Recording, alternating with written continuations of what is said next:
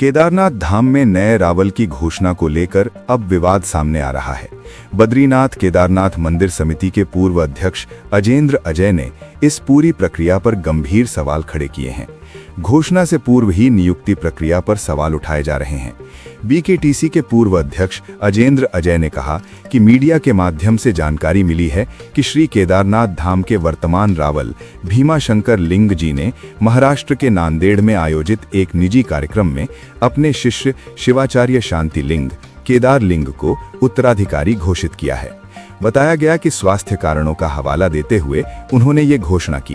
हालांकि उन्होंने ये भी स्पष्ट किया कि वर्तमान बीकेटीसी अध्यक्ष हेमंत द्विवेदी का बयान समाचार पत्रों में प्रकाशित हुआ है, जिसमें कहा गया है कि अभी तक रावल भीमाशंकर लिंग जी द्वारा कोई औपचारिक त्यागपत्र नहीं दिया गया है।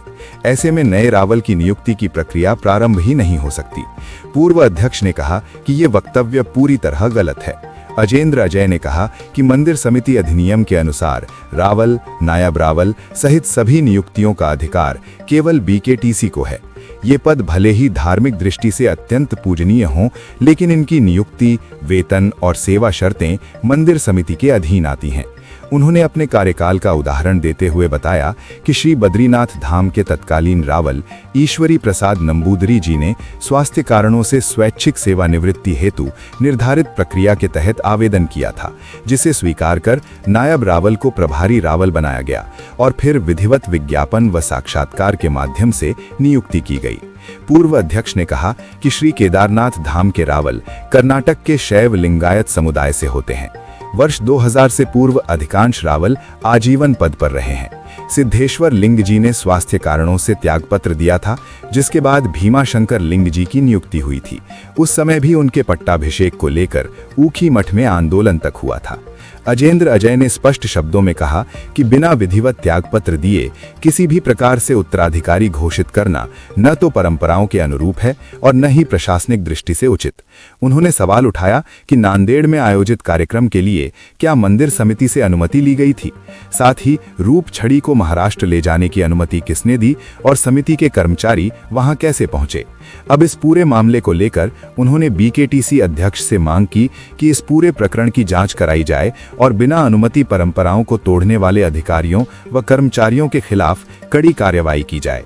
अजेंद्र अजय ने बताया कि उनके कार्यकाल में मंदिर समिति के कार्मिकों की सेवा नियमावली को कैबिनेट से स्वीकृति दिलाई गई थी और श्री केदारनाथ धाम के रावल की नियुक्ति हेतु भी नियमावली तैयार की गई थी, लेकिन कार्यकाल समाप्त होने के कारण उसे अंतिम स्वीकृति नहीं मिल पाई।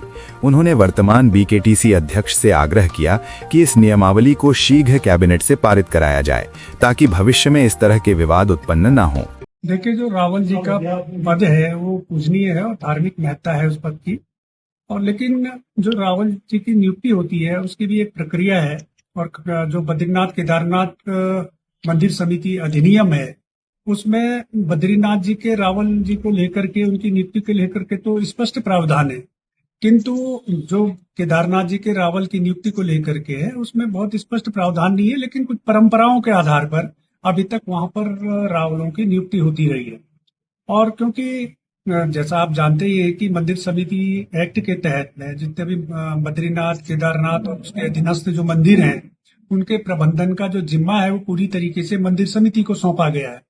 तो निश्चित रूप से जो भी वहां पर मंदिर समिति के कार्मिक हैं या इस प्रकार के धार्मिक परंपराओं से जुड़े हुए जो भी वहां पर पद हैं उन पे भी नियुक्ति का जो अधिकार है वो मंदिर समिति को ही है। तो जैसा कि मीडिया के माध्यम से ही जानकारी में आया है कि जो केदारनाथ जी के वर्तमान रावल हैं भीमाशंकर लिंग जी, उन्होंने महाराष्ट्र नांदेड़ में कोई कार्यक्रम था अपने रजत जयंती वर्ष का, उन्होंने रावल पद पे जो उनकी रजत जयंती वर्ष थी उसके उपलक्ष्य में कार्यक्रम आयोजित किया था और वहां पर उन्होंने अपने उत्तराधिकारी की घोषणा की है। तो मुझे लगता है कि ये तो खैर मंदिर समिति के लोग बेहतर बता सकते हैं कि क्या उन्होंने इसकी जानकारी पूर्व में मंदिर समिति को दी है या उन्होंने स्वैच्छिक सेवानिवृत्ति के लिए कोई आवेदन किया है। क्योंकि जब तक वो स्वैच्छिक सेवानिवृत्ति नहीं ले लेते हैं या आवेदन नहीं करते हैं तब तक मुझे नहीं लगता है कि नई नियुक्ति का प्रक्रिया प्रारंभ होगी। इस विषय को लेकर वर्तमान में के जो अध्यक्ष है उनसे